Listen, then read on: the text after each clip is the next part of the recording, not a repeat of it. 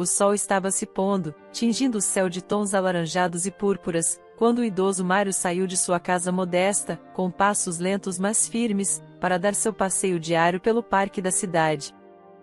Mário era um homem de hábitos simples e coração generoso, conhecido por todos na vizinhança como o velhinho simpático. Viúvo há 5 anos, seus dias eram preenchidos com pequenas rotinas que lhe traziam conforto: cuidar de suas plantas, alimentar os pássaros no parque, e uma vez por mês, visitar o túmulo de sua amada esposa, Clara. Naquela tarde, ao chegar ao parque, Mário avistou um jovem sentado em um dos bancos, com a cabeça entre as mãos, claramente angustiado. A curiosidade e a compaixão o levaram a se aproximar. "Boa tarde, meu jovem. Está tudo bem?" perguntou Mário, sua voz suave e reconfortante. O rapaz levantou a cabeça, revelando olhos vermelhos de tanto chorar. Ele hesitou por um momento antes de responder, visivelmente abalado. "Não. Nada está bem. Minha mãe está morrendo e eu não tenho como ir até ela", disse ele, sua voz embargada pela emoção. Eu acabei de sair da prisão e não tenho dinheiro para passagem." Mário sentiu um aperto no coração ao ouvir aquelas palavras. Ele sabia o que era perder alguém querido e não podia imaginar a dor de não poder estar presente nos últimos momentos de um ente querido. Sem pensar 2 vezes, ele tomou uma decisão. "Vamos resolver isso, meu filho. Eu vou te ajudar a chegar lá." O jovem, cujo nome era Gabriel, olhou incrédulo para Mário, seus olhos cheios de lágrimas e esperança. "Mas, o senhor nem me conhece. Por que faria isso por mim?" "Porque todos merecem uma segunda chance e ninguém deve ficar longe de quem ama em um momento assim", respondeu Mário com um sorriso gentil. "Agora, venha comigo. Vamos comprar sua passagem." Enquanto caminhavam até a estação de ônibus, Mário soube mais sobre Gabriel. Ele havia sido acusado injustamente de fraudar documentos da empresa onde trabalhava. A fraude envolveu grandes somas de dinheiro, e Gabriel foi o bode expiatório perfeito. Ele perdeu tudo: seu emprego, sua noiva, e passou anos na prisão, lutando para provar sua inocência. Sua mãe, uma mulher de saúde frágil, sempre acreditou na bondade intrínseca de seu filho e nunca perdeu a esperança de vê-lo recomeçar. Ao chegarem à bilheteria, Mário pediu uma passagem para a cidade de Gabriel. A atendente, uma mulher de meia idade com expressão cansada, olhou desconfiada para os dois. "Esse garoto é um ex-presidiário", murmurou ela para Mário, claramente julgando-o por sua decisão. "Ele é um filho que quer se despedir de sua mãe", respondeu Mário firmemente, estendendo o dinheiro para pagar a passagem. As pessoas ao redor começaram a cochichar, algumas rindo e outras balançando a cabeça em desaprovação. "O velho está maluco, como pode ajudar um criminoso?", eram algumas das frases que ecoavam pelo salão da estação. Mas Mário não se importava. Ele sabia que estava fazendo a coisa certa. Com a passagem em mãos, Gabriel não conseguia expressar a gratidão que sentia. Abraçou Mário com força, lágrimas escorrendo pelo rosto. "Eu não sei como te agradecer, senhor", disse ele, sua voz embargada. "Vá, meu filho. Esteja com sua mãe e faça-a sentir o orgulho que sempre teve de você. E lembre-se, a vida sempre oferece uma segunda chance", respondeu Mário, dando-lhe um tapinha reconfortante no ombro. Enquanto Gabriel embarcava no ônibus, Mário sentiu uma paz interior que há muito não experimentava. Ele sabia que havia feito algo bom, algo que Clara teria aprovado. Enquanto observava o ônibus partir, ele fez uma pequena prece, pedindo que Gabriel chegasse a tempo e encontrasse força para recomeçar sua vida. Mário voltou para casa com um leve sorriso no rosto, ignorando os olhares de desaprovação e comentários maldosos. Ele sabia que o mundo podia ser um lugar cruel e indiferente, mas também acreditava que a bondade e a compaixão tinham o poder de transformá-lo. Nos dias seguintes, a história de Mário e Gabriel se espalhou pela vizinhança e além. Alguns ainda zombavam da generosidade de Mário, mas muitos começaram a ver o velho de maneira diferente, admirando sua coragem e seu coração generoso. Mesmo assim, achavam que ele havia sido enganado pelo ex-presidiário com sua historinha comovente. Uma tarde, enquanto alimentava os pássaros no parque, Mário foi abordado por uma jovem mulher que se apresentou como jornalista de um jornal local. Ela havia ouvido a história e queria saber mais sobre o homem que ajudou um ex-presidiário sem esperar nada em troca. "Senhor Mário, por que o senhor fez isso?" perguntou ela, segurando um gravador. Mário sorriu suavemente, olhando para os pássaros que agora se empoleiravam perto de seus pés. "Porque a vida é curta e todos merecem uma chance de fazer o bem. Se podemos ajudar alguém, por que não fazê-lo?" respondeu ele, seus olhos brilhando com uma sabedoria serena. A entrevista foi publicada e logo Mário se tornou uma espécie de herói local. Pessoas de várias partes da cidade vieram conhecê-lo, buscando conselhos, inspiração ou simplesmente para agradecer por seu exemplo de bondade. Entre esses visitantes, estava uma mulher chamada Helena, uma assistente social que trabalhava com a reintegração de ex-presidiários. "Senhor Mário, a sua história me tocou profundamente", disse ela. "Eu trabalho com pessoas que, como Gabriel, precisam de uma segunda chance. Gostaria que o senhor considerasse falar com nossos grupos de apoio, compartilhando sua experiência e inspirando outros." Mário ficou surpreso com o pedido, mas ao mesmo tempo, sentiu-se honrado. Ele nunca havia se imaginado como um orador, mas percebeu que essa poderia ser uma maneira de continuar ajudando. "Ficarei feliz em ajudar, Helena. Se minha história pode fazer alguma diferença, então vale a pena ser contada", respondeu ele, com um sorriso caloroso. Enquanto isso, Gabriel, agora em sua cidade natal, passou por momentos difíceis ao chegar. Sua mãe havia falecido pouco antes de ele conseguir chegar ao hospital, mas ele teve a oportunidade de vê-la uma última vez, em paz. A dor da perda foi imensa, mas as palavras de Mário ecoavam em sua mente, dando-lhe forças para seguir em frente. Com o tempo, Gabriel encontrou trabalho e começou a reconstruir sua vida, sempre lembrando do gesto de bondade que mudou seu destino.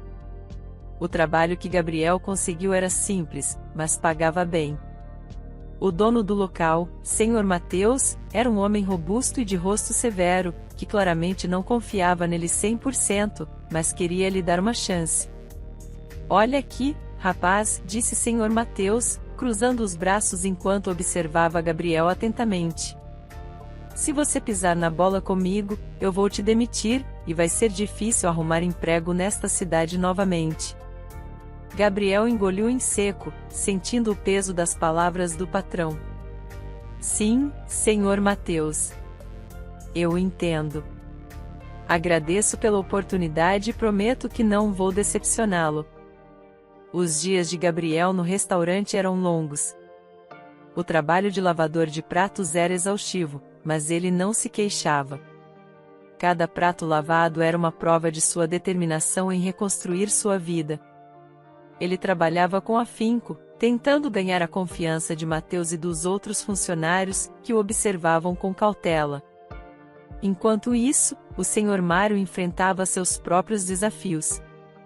Logo descobriu que tanto a entrevista como o convite da assistente social eram apenas uma brincadeira de mau gosto de alguns jovens moradores locais, que queriam lhe pregar uma peça. O pobre Mário ficou extremamente chateado com tamanha falta de bom senso. Em casa, ele refletia sobre o ocorrido, questionando se Gabriel não seria do mesmo jeito que essas pessoas. Mas, ao lembrar do olhar desesperado do jovem no parque, preferiu acreditar que não. Dia após dia, Mário era motivo de risos, chacota e de brincadeiras de mau gosto. Seus vizinhos criticavam-no sempre que o viam. "Lá vai o velhinho bobo que ajuda criminosos." Zombava um dos jovens, rindo com os amigos. Mário se trancava em casa e chorava, perguntando o que sua falecida Clara faria. A saudade dela e a dor do isolamento consumiam. Ele se lembrava das palavras sábias e confortantes de Clara, imaginando como ela o encorajaria a seguir em frente, a ser forte. "Ah, Clara", sussurrava Mário, olhando para uma foto dela na estante. "O que eu faço agora?" Então, ele adormeceu, exausto de tanto chorar e refletir. Na manhã seguinte, uma batida na porta o despertou. Era uma notificação de atraso do aluguel. Seu aluguel já estava com 3 meses de atraso, e o dono da casa, Sr. Rodolfo, era muito rígido, mas tentava ser o máximo compreensivo com Mário. Decidiu ir conversar com ele pessoalmente. "Mário, meu querido amigo", começou Rodolfo, com uma expressão preocupada. "Eu só não despejo você daqui porque você é um senhor de idade, e sei que você não recebe uma aposentadoria digna. Então, por que você não vai para uma casa de apoio para idosos? Um asilo não é um lugar ruim. Lá haverá pessoas de sua idade que lhe respeitarão, e você terá um bom tratamento. Eu soube que você virou chacota em toda a cidade. Até da brincadeira de mau gosto que fizeram com você. Pense bem. Lhe darei mais 2 meses. Você não precisa pagar. Mas procure um bom asilo de idosos." Mário apenas ficou envergonhado, pois o dinheiro de sua aposentadoria, ele deu quase todo comprando a passagem para Gabriel, mas ele não conseguia imaginar não tendo feito isso por aquele jovem. "Rodolfo, eu agradeço pela compreensão", disse Mário, com a voz embargada. "Eu vou pensar sobre isso." Rodolfo assentiu e deu um tapinha no ombro de Mário antes de sair. Naquela noite, Mário não conseguia dormir. Ele se sentia perdido, sem saber o que fazer. Nos dias que se seguiram, Mário tentou encontrar maneiras de equilibrar suas finanças, mas tudo parecia cada vez mais difícil. O peso das dívidas e das chacotas dos vizinhos era esmagador. Uma tarde, enquanto alimentava os pássaros no parque, Mário decidiu se sentar em um banco, olhando para as árvores que balançavam suavemente ao vento. Enquanto observava a natureza ao seu redor, ele se lembrou de como era a vida com sua falecida esposa, Clara. Cada detalhe trazia uma lembrança doce e amarga. As risadas compartilhadas, os passeios de mãos dadas pelo parque, as conversas à noite sobre os sonhos e os planos que tinham para o futuro. Mário sentia uma pontada no coração ao perceber como a vida era boa com Clara ao seu lado. "Como eu sinto sua falta, Clara", murmurou Mário, com lágrimas nos olhos. "Você sempre soube o que fazer. Sempre teve as palavras certas para me consolar." Ele fechou os olhos, deixando que as memórias o envolvessem. Lembrou-se de como Clara adorava alimentar os pássaros com ele, rindo quando os pequenos animais se aproximavam em busca de comida. A presença dela parecia dar vida ao parque, tornando cada momento especial. Mas agora, sem Clara, tudo parecia vazio. Mário sentia-se perdido, sem direção. Ele abriu os olhos e olhou para o céu, buscando forças para continuar. Sabia que Clara não gostaria de vê-lo desistir, mas a dor da solidão e das dificuldades financeiras o consumiam. Nos dias que se seguiram, Mário continuou a alimentar os pássaros no parque, encontrando um pequeno conforto na rotina. As risadas e as brincadeiras de mau gosto dos vizinhos ainda o magoavam, mas ele tentou se concentrar nas lembranças felizes e na bondade que ainda existia dentro dele. Certa tarde, enquanto se sentava no banco do parque, Mário viu um grupo de jovens se aproximando. Eles estavam rindo e cochichando entre si. Mário sentiu um frio na espinha, esperando mais uma brincadeira de mau gosto. "Ei, velhinho!" gritou um deles, com um sorriso debochado. "Ajudou mais algum criminoso hoje?" Mário ignorou os comentários, focando-se nos pássaros. Mas por dentro, sentia-se cada vez mais abatido.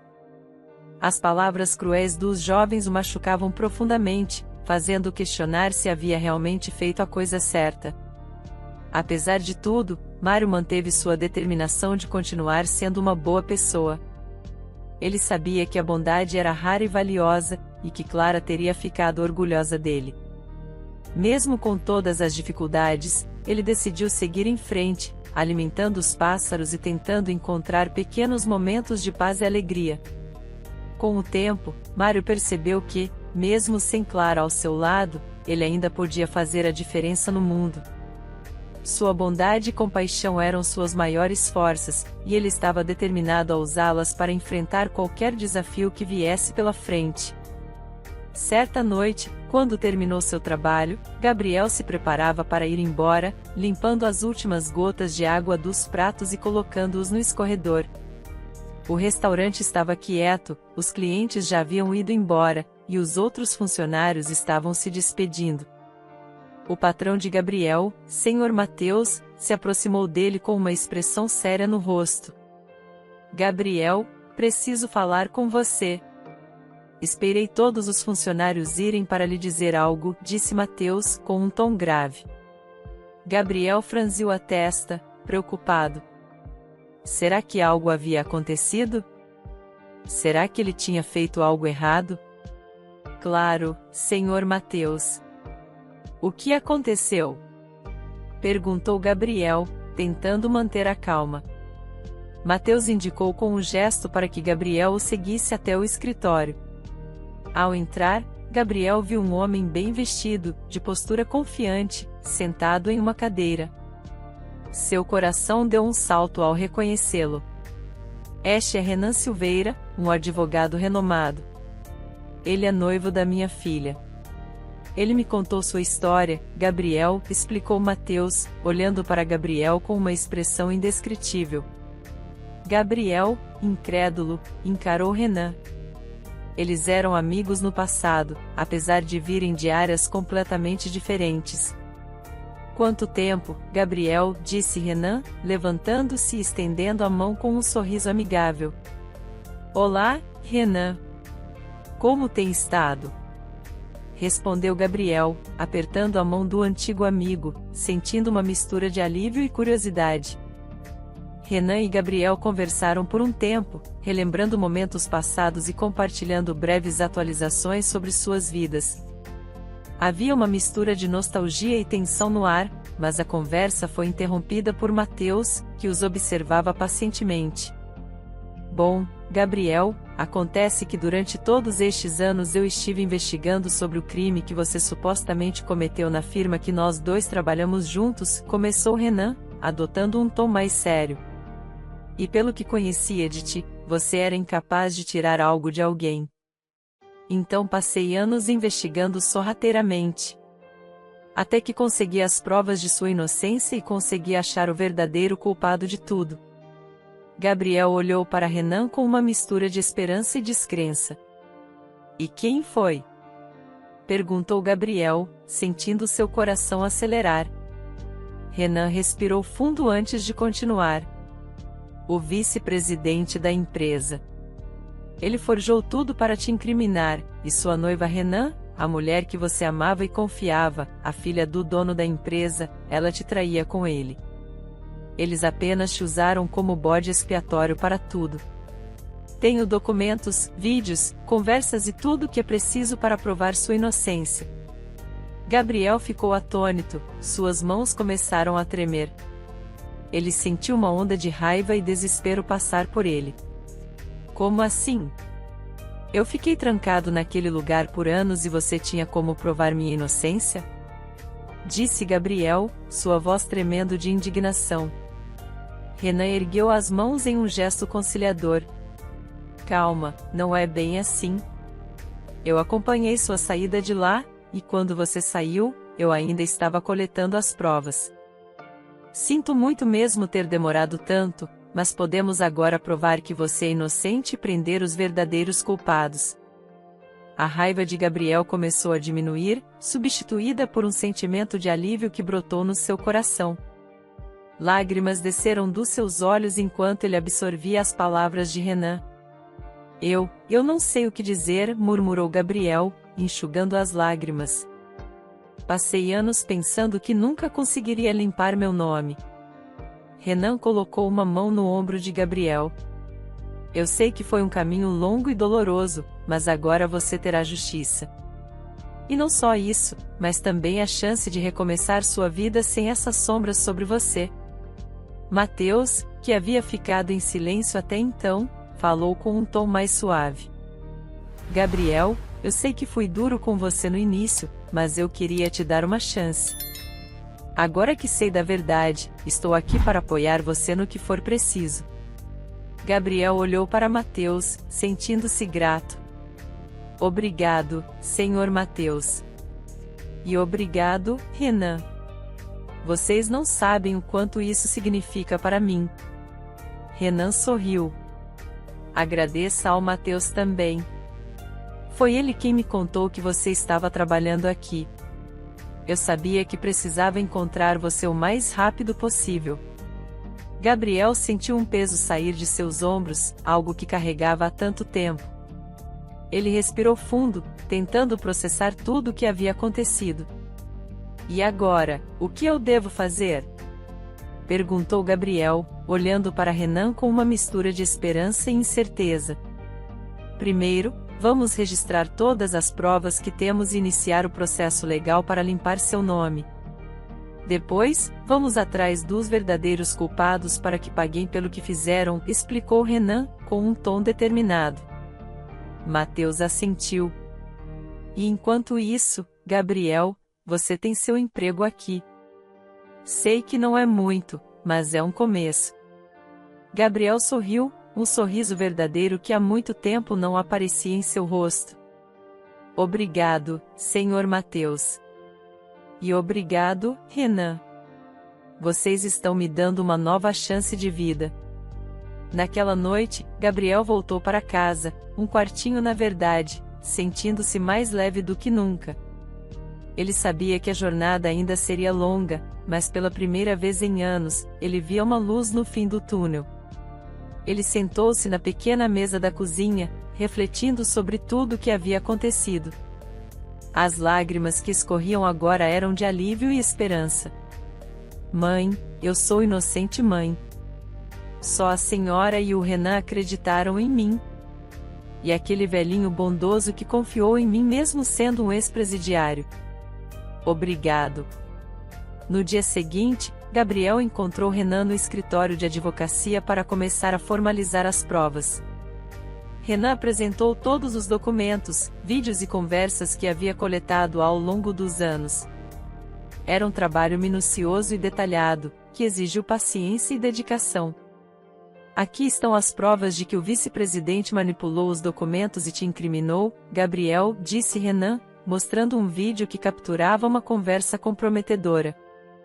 Gabriel observava, atônito, enquanto as peças do quebra-cabeça se encaixavam. Não acredito que tudo isso estava acontecendo e eu não sabia de nada, disse ele, com a voz embargada. Renan assentiu. Foi um golpe bem planejado, mas agora temos tudo o que precisamos para expor a verdade. Conforme os dias passavam, Renan e Gabriel trabalharam juntos, preparando o caso. Gabriel sentia uma mistura de emoções, raiva pelo tempo perdido, tristeza pelo que havia sofrido, mas também esperança pelo futuro que agora parecia mais brilhante. No tribunal, Renan apresentou as provas com maestria, e Gabriel observou enquanto o vice-presidente e sua antiga noiva eram confrontados com a verdade. As expressões de surpresa e culpa nos rostos deles eram evidentes. Senhor juiz, as evidências são claras. Gabriel foi vítima de uma conspiração cruel, e agora a justiça deve ser feita, concluiu Renan, com firmeza. O juiz revisou os documentos, vídeos e conversas apresentados. Depois de um longo momento de silêncio, ele olhou para Gabriel. Gabriel, você é declarado inocente de todas as acusações. Peço desculpas pelo sofrimento que você passou. A justiça será feita contra os verdadeiros culpados, disse o juiz, com uma expressão solene. Gabriel sentiu uma onda de alívio e gratidão. Ele olhou para Renan, que sorria com orgulho. Obrigado, Renan. Eu nunca poderia ter feito isso sem você. Renan abraçou Gabriel, um gesto de amizade e apoio.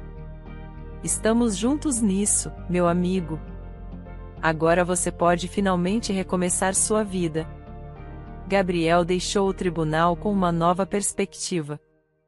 Ele sabia que a estrada à frente ainda seria desafiadora, mas pela primeira vez em muito tempo, ele se sentia livre. Ele olhou para o céu, sentindo a luz do sol em seu rosto, e sussurrou para si mesmo: "Estou pronto para recomeçar."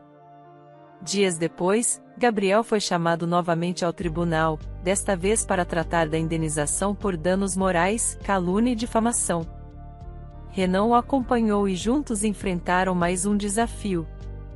No tribunal, o juiz ouviu os argumentos apresentados por Renan, que detalhou o impacto devastador que as falsas acusações tiveram na vida de Gabriel. "Senhor juiz, meu cliente perdeu anos de sua vida, sofreu danos emocionais e psicológicos irreparáveis e foi injustamente afastado de sua carreira e de sua vida pessoal. Solicitamos uma indenização justa para que ele possa reconstruir sua vida", argumentou Renan com paixão. Após uma longa deliberação, o juiz finalmente proferiu a sentença. "Gabriel, em consideração aos danos severos que você sofreu, ordeno que você receba uma indenização de R$30 milhões. Além disso, a empresa responsável pelo seu encarceramento será multada e os verdadeiros culpados, incluindo o vice-presidente e sua antiga noiva, serão presos e responderão por seus crimes." Gabriel ficou em choque. Ele olhou para Renan com lágrimas nos olhos. "Renan, eu não sei o que dizer. Isso é surreal." Renan sorriu e colocou a mão no ombro de Gabriel. "Você merece, Gabriel. Agora você pode realmente recomeçar." A notícia da falência da empresa e da prisão dos culpados logo se espalhou. Gabriel viu seus antigos algozes sendo levados algemados, suas expressões de arrogância finalmente substituídas por desespero. Sentiu um misto de justiça e alívio. Com o dinheiro da indenização, Gabriel pôde finalmente dar os passos que sempre sonhou. O Sr. Mateus, orgulhoso de Gabriel, continuou a apoiá-lo. "Sabia que você conseguiria, Gabriel. Você tem um coração forte e merece todo o sucesso." Gabriel agradeceu, sentindo-se abençoado por ter encontrado pessoas como Mateus e Renan em sua vida. Mas havia alguém que Gabriel não poderia esquecer: o gentil velhinho que confiou nele. Os 2 meses limites que o dono da casa tinha dado a Mário haviam se passado, e o Sr. Mário estava pronto para ir para um asilo. Ele já havia até escolhido um lugar simples mas acolhedor, onde ele esperava encontrar alguma paz e companhia. Com lágrimas nos olhos, o dono da casa, Sr. Rodolfo, pediu para lhe acompanhar até lá. "Sinto muito, meu velho amigo", disse Rodolfo, a voz trêmula. "Se houvesse outra maneira, eu..." Mário, com um sorriso triste, interrompeu. "Está tudo bem, Rodolfo. Eu sei que você fez tudo o que pôde. Talvez seja bom para mim. Terei pessoas da minha idade para recomeçar uma nova vida." Os dois caminharam lentamente até o carro de Rodolfo, mas antes que pudessem entrar, um carro de luxo parou próximo a eles. Mário, absorto em seus pensamentos, não notou o veículo até que um homem muito bem vestido saiu do carro e se aproximou dele, tocando-lhe o ombro. "Senhor Mário, o senhor se lembra de mim?" disse o homem, sua voz cheia de emoção. "Sou eu, Gabriel." Mário virou-se, surpreso, e demorou um momento para reconhecer o jovem que havia ajudado meses atrás. Os olhos de Gabriel estavam brilhando, e ele parecia mais confiante e bem-sucedido do que nunca. "Gabriel?" murmurou Mário, incrédulo. "É você mesmo?" "Sim, Sr. Mário", confirmou Gabriel, segurando as mãos trêmulas do velho amigo. "Eu vim para agradecer e para contar o que aconteceu." Os vizinhos, curiosos, começaram a se reunir ao redor, observando a cena com olhares de espanto e incredulidade. Gabriel, percebendo a atenção que estavam atraindo, decidiu que era hora de compartilhar sua história. "Senhor Mário, você salvou minha vida. Graças à sua bondade", consegui ver minha mãe uma última vez.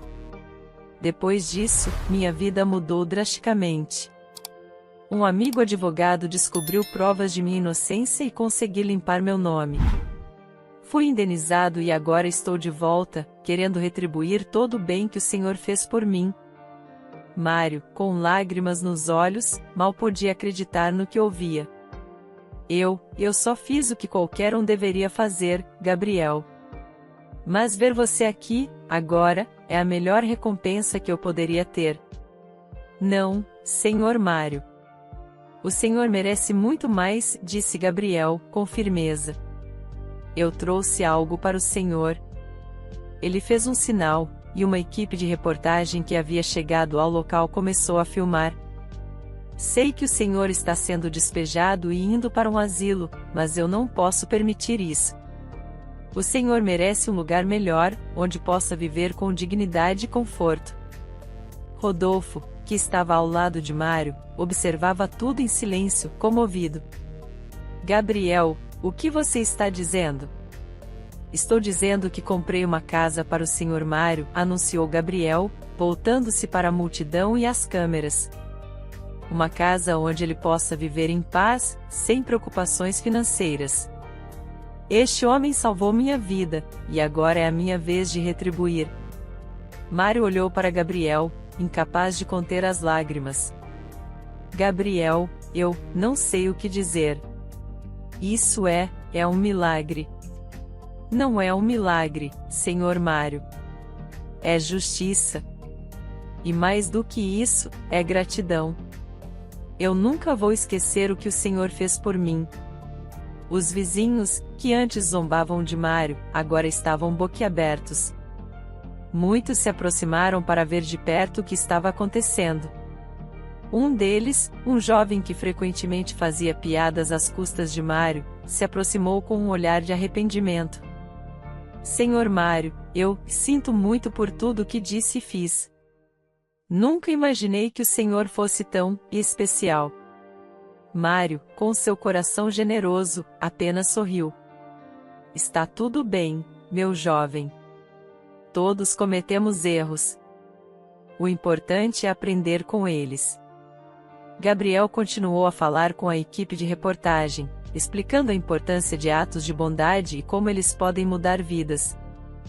Este homem me deu uma segunda chance quando ninguém mais acreditava em mim. Ele merece todo o reconhecimento e respeito do mundo. A equipe de reportagem capturou cada momento, desde a emoção nos olhos de Mário até a reação dos vizinhos. Eles sabiam que estavam testemunhando algo extraordinário, um verdadeiro exemplo de como a bondade pode transformar vidas. Após a filmagem, Gabriel levou Mário e Rodolfo até a nova casa. Era uma casa modesta, mas acolhedora, com um jardim cheio de flores e um pequeno quintal onde Mário poderia plantar suas amadas plantas.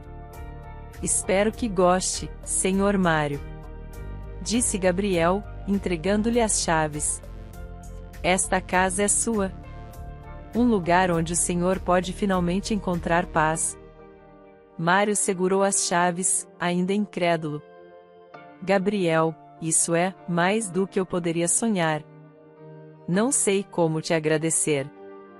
Não precisa agradecer, Senhor Mário. O Senhor já fez mais por mim do que eu poderia retribuir em uma vida inteira. Rodolfo, visivelmente emocionado, colocou a mão no ombro de Mário. Você merece, meu amigo. E saiba que estarei sempre por perto, para o que precisar. Mário olhou para os dois homens à sua frente, sentindo uma profunda gratidão e uma alegria que há muito não experimentava. Obrigado, Gabriel. Obrigado, Rodolfo. Vocês transformaram minha vida. Gabriel sorriu. Senhor Mário, este é apenas o começo. Espero que possamos passar muito tempo juntos, como amigos. E sei que Clara, onde quer que esteja, está muito orgulhosa de você. Mário assentiu, as lágrimas ainda escorrendo pelo rosto. Sim, eu acredito que ela está.